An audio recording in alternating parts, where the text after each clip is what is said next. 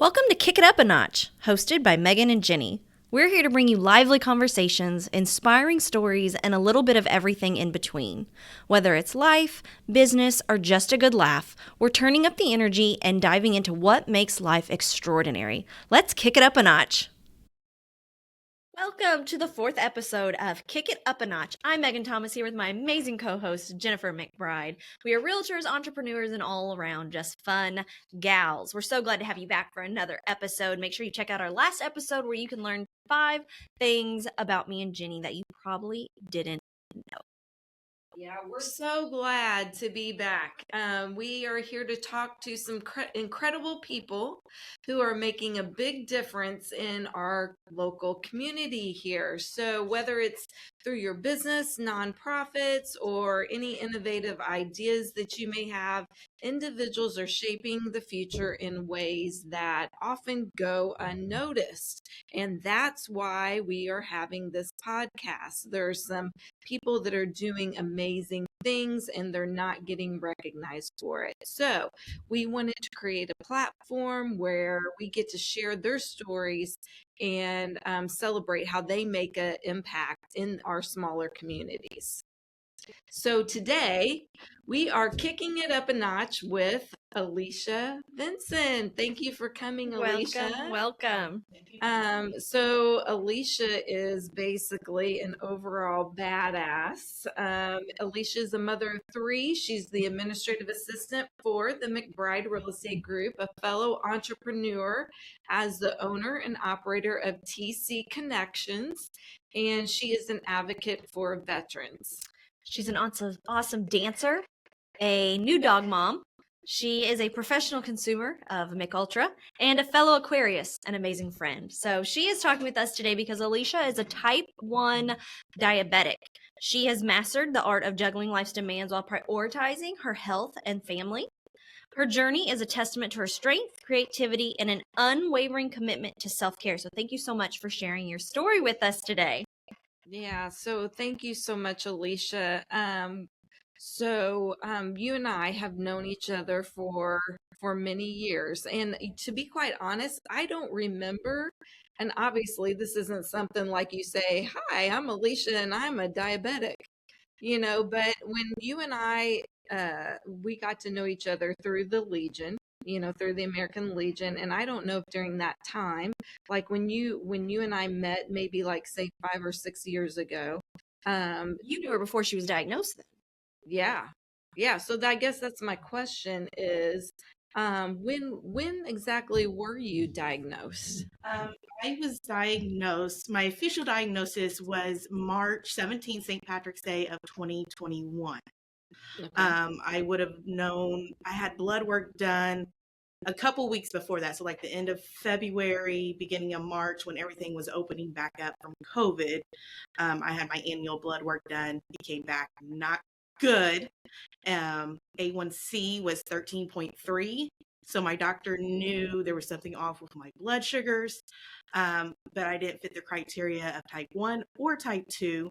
So then I had to go back in for a second blood test to figure out which type I was. And so then I got those results on March 17th of 2021. So A1C, to keep it general, blood sugar, and you were 13.3. What is the range you need to be at? Or did they want you to be at to not know anything was abnormal? If it was above 6%, it was abnormal, and there was something going on with my blood sugars. Okay. Mm-hmm.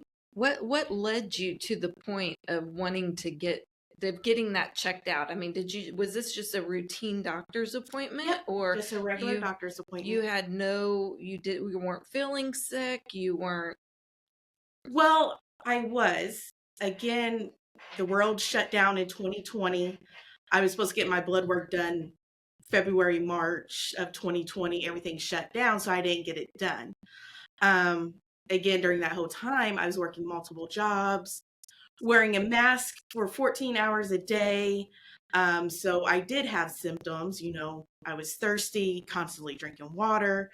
I was working out, so I thought I was doing good, losing weight on my own. But come to find out, that was a symptom of being a type 1 diabetic. So was the thirst.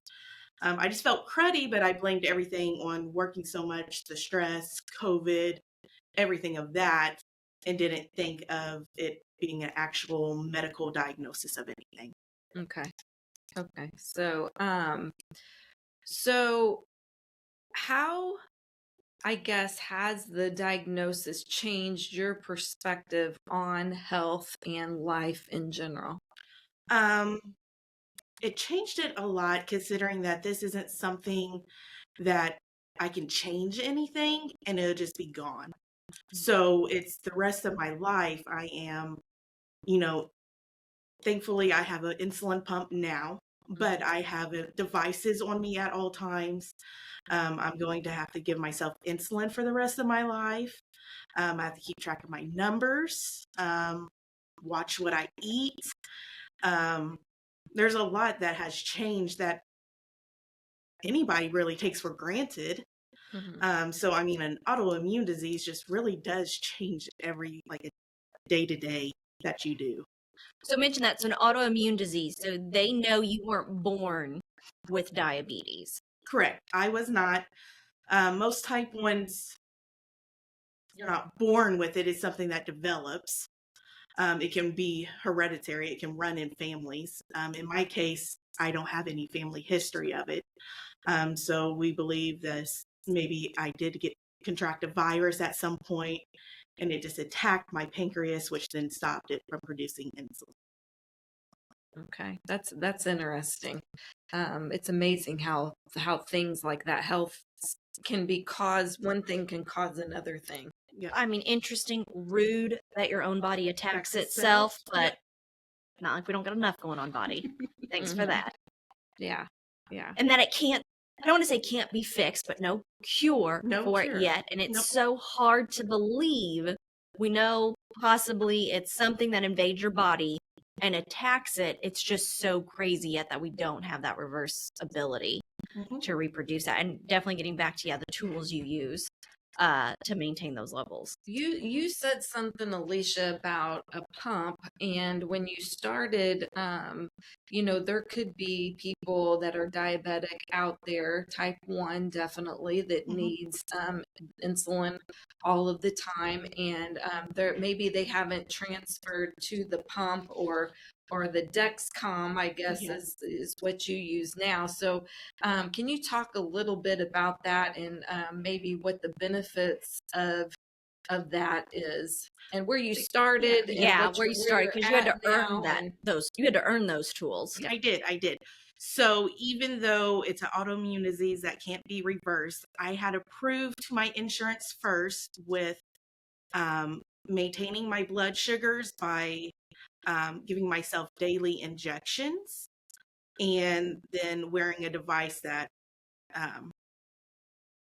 actually first I had to prick my fingers multiple times a day and inject myself multiple times a day with insulin. I had to maintain that for almost a year before my insurance would approve for me to have an insulin pump, and then the Dexcom that I wear now. So when you would do the prick of the finger, like when you were feeling bad, did you have anything to tell you were feeling bad, or that's how you had to check where you were? Prick of the finger, push the blood in, and then read it in a system. So at the very beginning, because I was very nervous about all this, because I did a deep dive into everything, I did it when I woke up, after 2 hours after I ate breakfast, and then before I ate lunch, 2 hours after I ate lunch, before I ate dinner, 2 hours after I ate dinner, before I went to bed, and if I happened to feel bad, then I would check my blood sugars in between.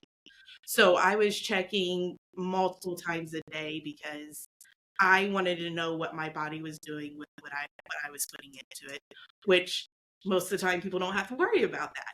You just consume whatever you want and you go about your day. I couldn't do that because either I would feel like crap because I went up so high, or I would have to check and make sure I didn't give myself too much insulin and I was going low. That balancing act. Yeah. So let's say you would see you were high, and when you say give yourself insulin, it was in like a shot. Yeah. And you would prick yourself. Was there a guideline you had to research or provided by a doctor of, hey, if you're in this level, give yourself this much amount. If you're in this level, give yourself this little amount? They give you a standard guideline, and it was quick to learn that that didn't work for me. That's so scary. So it is very scary. You just get handed this medicine that you give yourself too much, you can hospitalize yourself, or even worse. Yeah. Or you're too scared to give yourself any, you'll just go extremely high, and then that will slowly start shutting down systems or long term, like I wear glasses. I didn't wear I want to say once I've controlled my diabetes, my prescription hasn't changed. So I believe I've had it for a little while and it was affecting my eyesight. But now I got that under control. My prescription hasn't changed. The effects on your body of not having in control what different organs and things it is affecting your body. Yeah. So it's very scary, and it's very hard because a lot of people want to listen to what their doctors say. Yes. And I completely get that. But everybody's different. It's going to individually, one size fits all. Mm-hmm. Even now, like I'm supposed to give myself, 1 unit of insulin per 15 carbs. Well, sometimes that changes. It depends on, I had to learn how to reread labels. Not that I didn't know how to read labels, but now I had to learn how to read it for a type 1 diabetic because it's total carbs and then your fibers that are in the food and how all that's going to affect me. Yeah. So yeah, it is scary. So now, my thought just you talking about this was, you doing it for you, but imagine being a parent with a diabetic child and and you don't know how they feel. You're just relying upon what they're telling you and how scary that would be. Yeah. Well, in that process, does that child have to go through that same year process proving to their insurance, oh, this mom pricked them maybe up to 15 times a day to show they controlled it? This kid who's running around, who has more energy, so you're burning stuff. This kid who wants to eat different things. To get a pump, which is going to be maybe more beneficial for the parent to control it, but then a child running around with the pump on, gosh, I couldn't even imagine being an adult who's able to do that education on it. Yeah. And it might be easier with a child because typically type 1 diabetic is known as a juvenile diabetes. So it might be a little bit different if they're younger, not 100% sure. Yeah. But yeah, I couldn't imagine going through it myself and then having to have a child that's going through it. I mean, I would be able to help my child more now, but if it was before I was diagnosed, I couldn't imagine.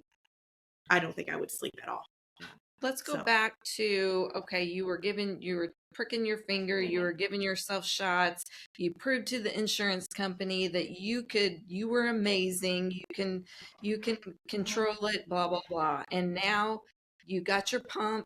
Yes. You got your Dexcom. How is that related? What are those? Yeah. How has that changed your life? Yes. So I don't have to carry a case around with me with insulin, make sure I keep my insulin at a certain temperature. I don't have to poke myself multiple times a day, which is a godsend. So I just wear, it looks like a pager. If anybody's old enough to know what a pager is, I just wear it on my hip. And honestly, I just don't even, it helps me to not worry less about it, because it works as a pancreas for me. If I know I'm eating something that has a little bit more carbs in it, or there is a cookie I want, I just go in and just punch in numbers and it delivers the extra insulin that I need. Because the pager has a tube. Yep. And that's what you insert. That's still a shot when you switch it. Yep. You put that tube in because that's how they get the insulin to you. And the Dexcom you wear on your arm. So if anyone sees someone walking around, and you'll see it more now that you're aware of it, a plastic little piece on their arm, bottle cap on their arm, that's the Dexcom or some type of reader. So you shoot that into your skin when you change it to, and that reads to an app, that reads to the pager, that reads to the pancreas pump. Yep. So it all connects together. This will read what my blood sugar levels are, and that will tell my pump if it needs to back off of insulin or if I need more insulin. That's pretty amazing. Yes. How far they've come with because it alerts you when you're high. It does. So I get an alert progressing on my phone and my pump. So I get double alerts in case I don't hear one. But you wear this at night. You wear this you wear this at all times except do you wear it in the shower? Nope, I can stop it, just disconnect it if, I go to take a shower, if I want to go swimming or, do something at a water park or, I have to disconnect it to charge it and things like that. So I am able to take it off if I need to, and I can take it off for about an hour at a time if I need to. Yeah. Okay, so let's just be really clear. You Okay. have this amazing machine that helps you regulate it, but that doesn't mean it's just a free for all. Eat what you want because you got this insulin attached to you that it's gonna, self manage. Okay, you still have to talk a little bit about that. I mean, you still have to manage what you eat. What specifically are you looking for? What can you eat? What do you need to stay away from? Okay. So with that, my pump is set up to it slowly all day throughout the day just gives me a set amount of insulin. So that doesn't count for anything that I eat. So let's say in the mornings, every morning I always do coffee with protein powder. And I know my blood sugar is going to go up a little bit. So I give myself just a little bit of insulin. Okay. So there's things that I do every day that I know what I need to do. And so with every meal I eat, I have to give myself a little bit of extra insulin. And unlike you guys, your body just knows when that food enters in, it's going to just start producing extra insulin to balance it out as it needs to. So you're doing this yourself. I'm doing this myself. I can have anything I want, but I personally feel crappy the next day if I go on a binge and I'm just giving myself a bunch of extra insulin. It's almost like what I call it is a insulin hangover. Like I don't feel good. My head feels cloudy. So if I choose that, I can do that. But then that also affects not only my insulin intake, how I feel, but then I start gaining the weight too. Because insulin is basically storage fat cells. So then I'm not using it. I'm inserting it in my body so I can eat what I want. But then I'm not using it as in like going for a walk or, exercising to metabolize it. And what's interesting, since your body's not naturally giving it to itself, does your body know what to do with the excess amount? Or does your body see it as something it's unaware of, so it just lets it sit there, and then that's where the weight gain comes from? It just sits there. If I don't use it, I don't lose it. It just sits there. And leads to to weight gain. And I think, and you had talked about this a little bit before, I think a lot of people think, okay, I just got to stay away from sugar, that's what I do. But, the thing is, you got to look at carbs too, because those turned into sugar. I mean, we talk about bread, that's basically like eating sugar. So talk a little bit about that. Please. So that's kind of going back to like learning how to reread labels.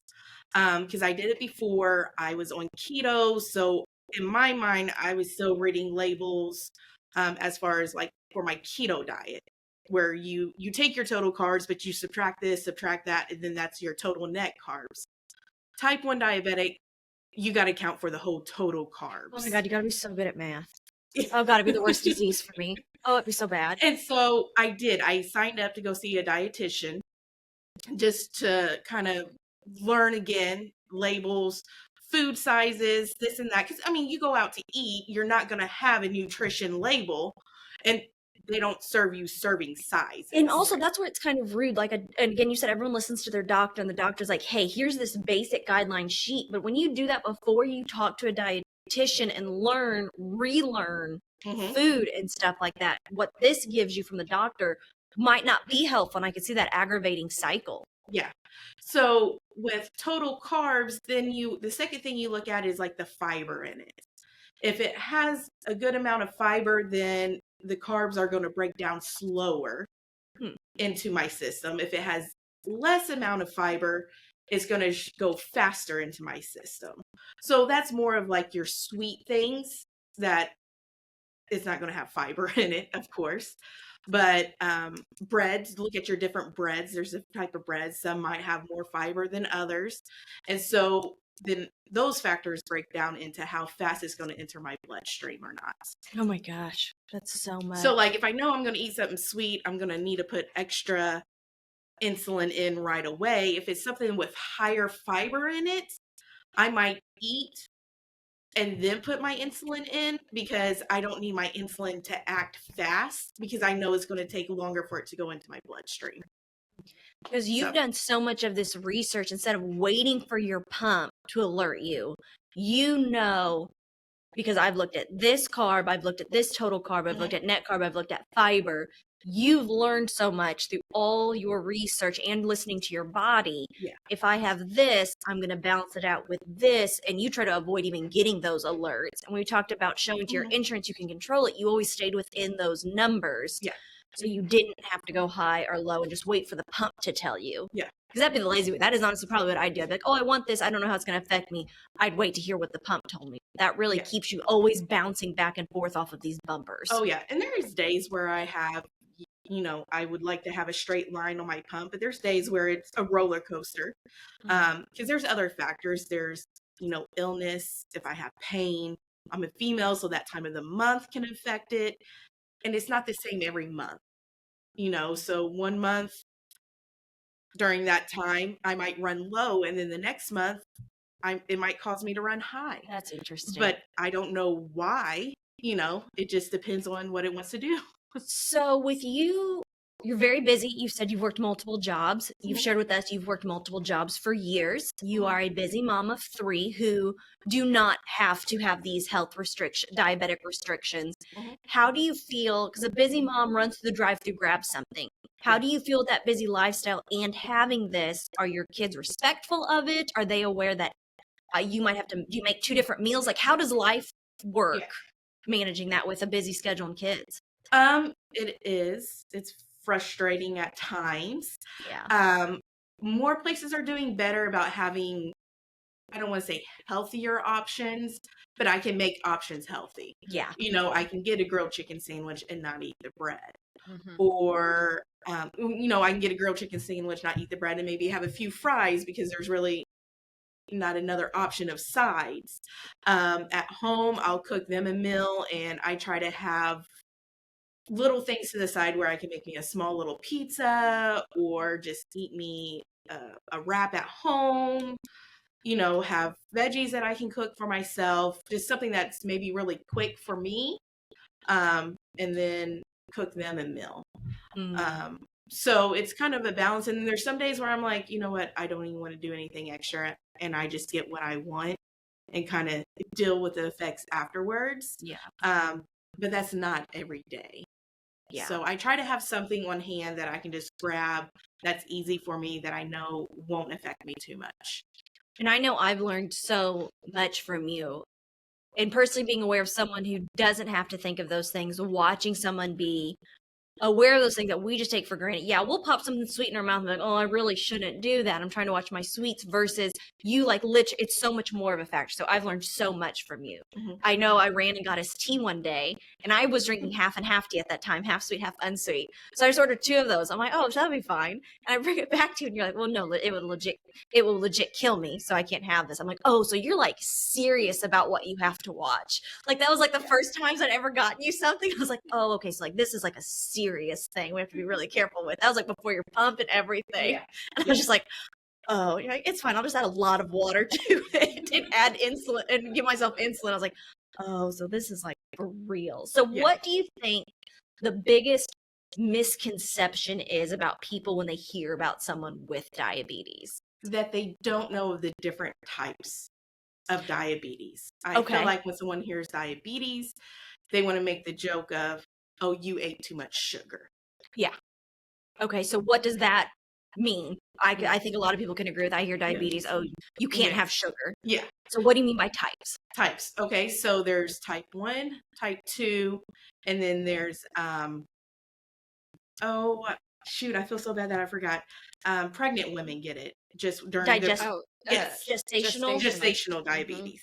And then there's a newer one that's coming out that they're calling 1.5 diabetes. Oh my. I don't like that one. Yeah. You're either type 1 or type 2. But Of all the things we need to complicate in this world, let's not complicate medical diabetes. yeah. And I have a feeling like that is more of possibly as someone of that's a type 1 diabetic that doesn't manage, maybe just gives themselves insulin and eats whatever they want. And then they get to the point of then their body being insulin resistant, which is a type 2 diabetic. So they still have to give themselves insulin because their body doesn't produce it, but then they're also not using it. So then now they're on insulin and metformin to try to counteract those two diabetes. And so now they named it 1.5. Oh, So, interesting. So what's so you're type 1 where your body does not produce it, have to have externally insulin input. What is type 2? Type 2 are diabetics where their body is resisting insulin. So their body produces it. They are not metabolizing it as in being active. You hear it a lot in older people because they're not as mobile. So they become type 2 later in life.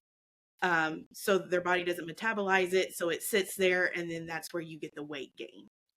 And that's why as someone before I don't know if I've ever known anyone who's been type 1, honestly, because when I heard diabetic, it was eating all that sugar is going to give you diabetes, which is totally different. That's type 2. And I feel like the media, medically, the commercials, all about type 2, but they just say diabetes. So when I hear someone with diabetes, we always like, oh, you can't sugar. It's like, no, my body literally can't do these things. It's not just about sugar. That is completely different from what I've learned from experiences than eat too much sugar, you're going to get diabetes. Well, yeah, that's because it's a lifestyle thing. If you changed eating a lot of sugars, you would not have a lot of other probably medical issues, not just sugars, but lifestyle. That's why that type 2, you hear a lot more. It's lifestyle changes because your body is still working and making these things. Type 1, you have completely had to change your lifestyle and your body's still not able to do it. So I think society, the world, the medical field has done a really bad job at separating the significance between those two. And on our last family vacation, my brother had made a comment like that, like all the sugar is going to give us diabetes. And I got on my little diabetic friendly advocating perch and I said, that is not true. That is not how it works. And he was like, I don't get what's happening. I was like, that is not what type 1 and type 2 is. Know your differences. So I felt like I really wanted to advocate the little I know about it because it is so significantly different stories. It is. It is very different. And they don't tell you the difference when they talk about it or the commercials on TV and anything else because they just like, if you have diabetes, take this. And it's like, well, that's for type 2. Exactly. And they don't decipher that. They don't. And that's all you hear and that's what people assume when they see or meet someone with diabetes. Oh, they're diabetic because they eat too much sugar or they don't work out or it's a lifestyle change because that's all you hear on everything. They don't tell you that it's type 1 or type 2. Because how many insulin, and when they advertise like Dexcom and stuff, type 2 diabetics and type 1 diabetics can both get it, but do you ever see commercials for insulins and insulin pumps as much as you do for medications to help you lose weight if you're diabetic? Yeah. So that right there is a key indicator of you take this medicine to lose weight. It helps diabetics. That's that lifestyle change to get back to right levels. Yeah. That's not the, hey, here's this type of pump that's just been updated because that's a type 1. Yeah. That's a type 1. So that's really, really interesting. Unfortunately, when you're taking medicine to lose weight, that a lot of people don't change their lifestyle to go off that medicine. And, some people believe that that's what the drug companies want anyway, to keep you on that, on that medicine anyway. Yeah. Well, and talking about frustrations, you've mentioned this to me before, you've wanted to work out, but you burn stuff and you lose things. So you have to work out and then sometimes, I don't want to say have a snack, but you have to watch your levels. So imagine just being able to go to the gym, work out, take your protein, go home and see results.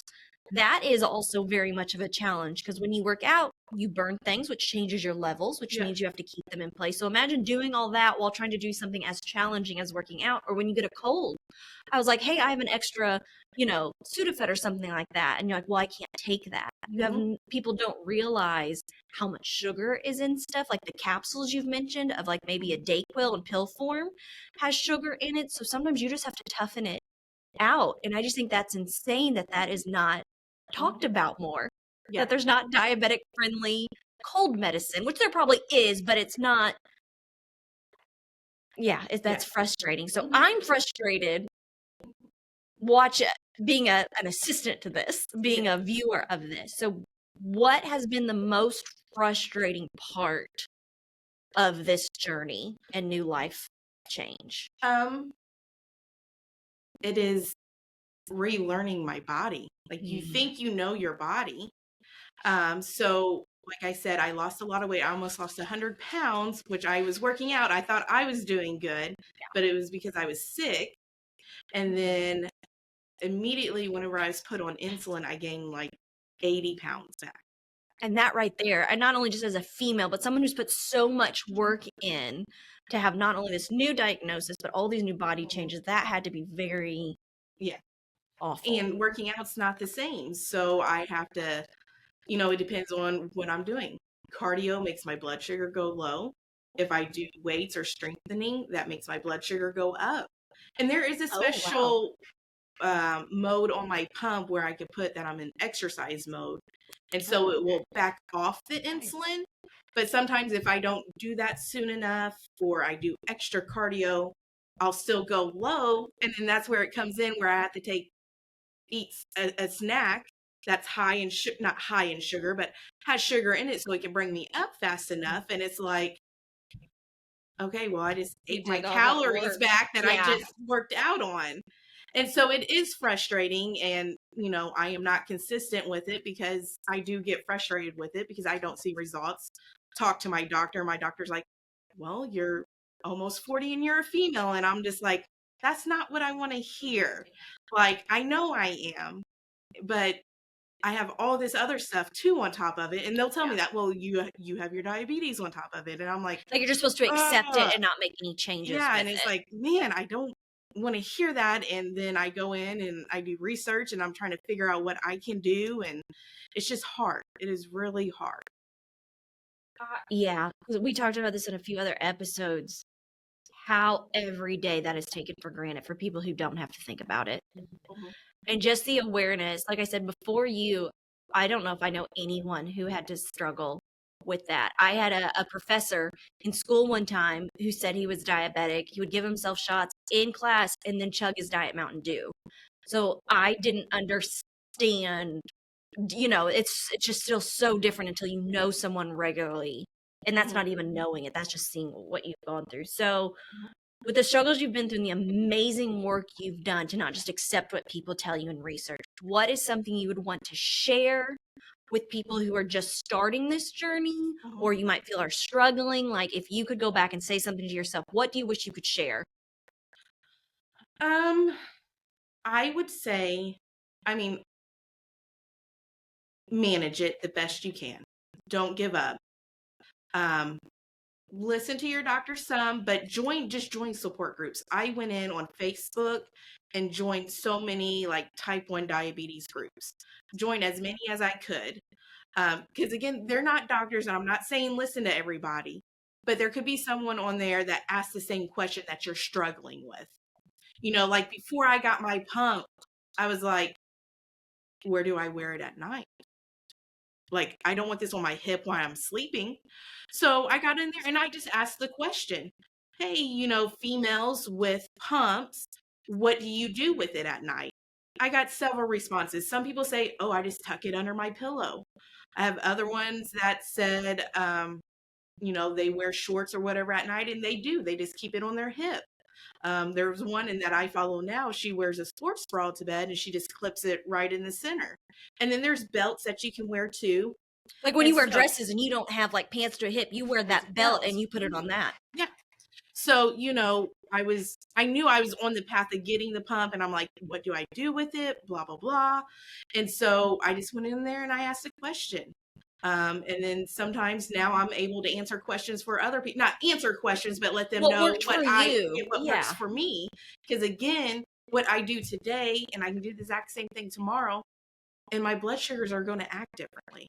Especially if they just came off of a doctor visit, which that's, you have to list, doctors are there for a reason, but they can't individually know what's worked for each person. They're like, hey, here's the umbrella, here's the general list. So I think getting in those support groups, finding them that are positive and people who know what you're going through. You can talk to me and Jenny and say, hey, my feet are really hurting today. I've been working really hard. And we're going to say, oh, we're so sorry, but we're not going to get it, because it's not just that your feet hurt. It's that because of this disease, other things in your body are struggling. So that support group of someone who is going exactly through that with you. I can't imagine the people who feel so alone through this, don't feel comfortable doing the research, just listen to what their doctor says and, oh my God, this is my life now. That is what I have loved, because not once have you ever been, oh, I'm frustrated today, or, oh, I don't care, but it's never been, I'm like this because I have diabetes. You've never once put that as an excuse.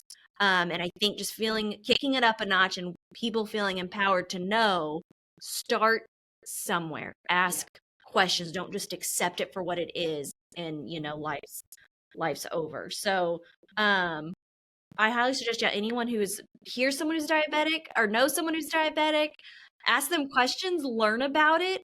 Don't take for granted how your body works each day. I think that is a huge blessing.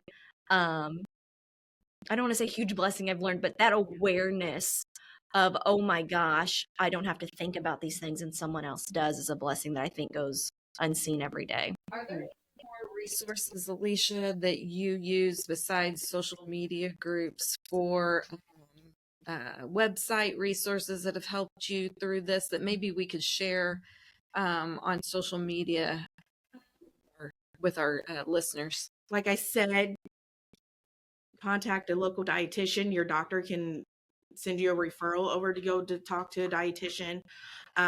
That's really helpful. We'll get a list of those support groups you join, and we can copy that link and share those. And then other things is just once I started getting emails from like Dexcom, and then my Tatum is the pump that I use. I just read those articles.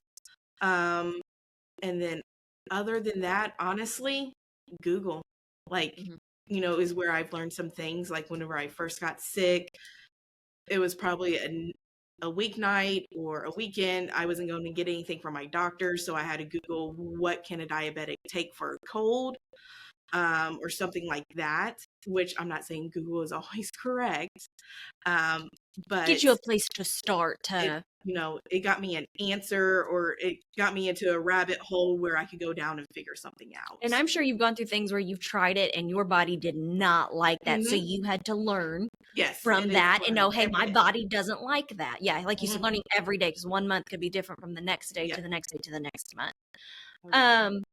Thank you so much for sharing your story today. Like I said, we have learned being around you so much, and being able to really help people and have that positive role model to help them. So thank you so much.